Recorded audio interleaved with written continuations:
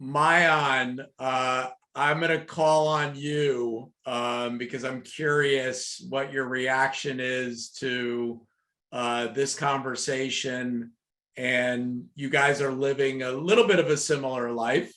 So I was just curious if you had any thoughts. That's perfect. I was just gonna post in the chat that I had a question. Yeah, I think a lot of your mindset and the way you look at things, Jess, is very similar to how I look at things. And I particularly loved what you said about collecting data, because I noticed as I was growing up, I was doing all of these things that were against the grain of the message that you're supposed to pick one lane and just focus in that one lane.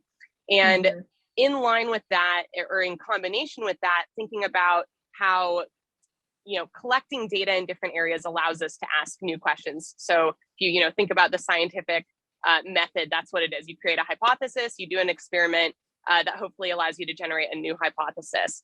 And in all of this, we end up being driven towards something. And I think a lot of that something has to do with our identity. And I'm curious to know if you've spent time reflecting on who it is that you're driving yourself to become in this evolutionary process of asking new questions, collecting new data, and pushing the ball forward, going towards better. What is better driving towards from an identity perspective for you? Yeah, great question. A couple things came to mind, and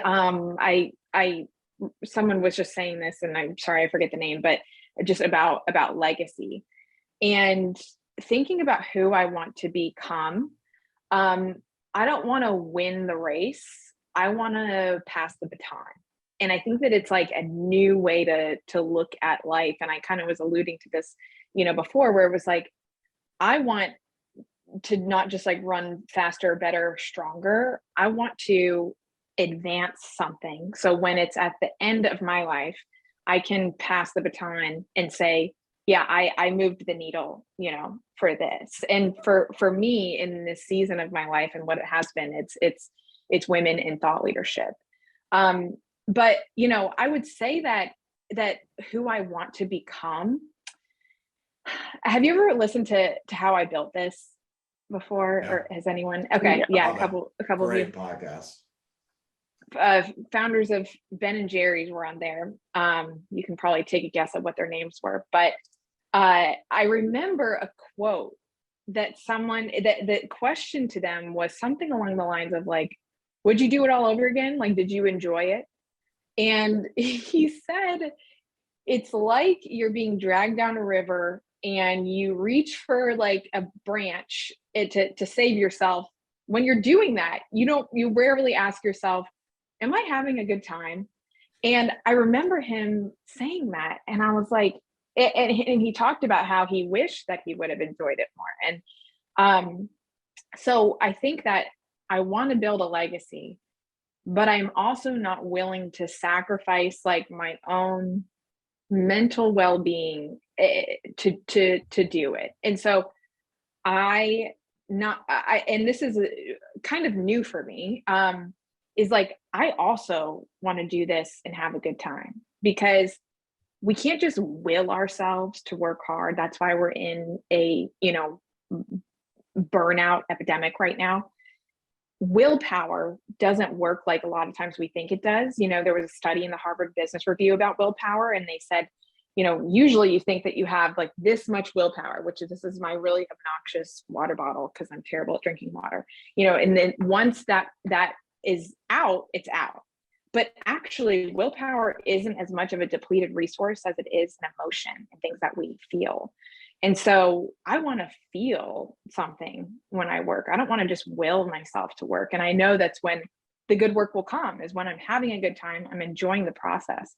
So I think falling in love with the problems and not getting frustrated by them and being curious has been helpful in that. And that's the image of who I want to be, is not just an entrepreneur who's living a legacy, but one that is also enjoying it along the way. Because if you're not, then what's this all for? That's awesome. I have one quick follow-up question, if that's okay, and there's time. Yeah, good by me. Yeah. So when it comes to legacy, typically there's kind of two ways to do that. One is through developing new tools. The other is by discovering new information. are you intentionally driving towards one of those, or notice that you are leaning towards one or the other? That's interesting. I never thought about it like that before. I would say discovering new tools would be my answer, because that is, I do feel like prompted is going to be, and I know that this, I like roll my eyes when other entrepreneurs say like disruptor, but I do feel like prompted is going to disrupt the self-improvement industry, where it's not just going to be answers anymore, it's going to be questions. And so I think I'd like to think I'm creating a new tool for people that need it. Thank you so much. Yeah, thank you.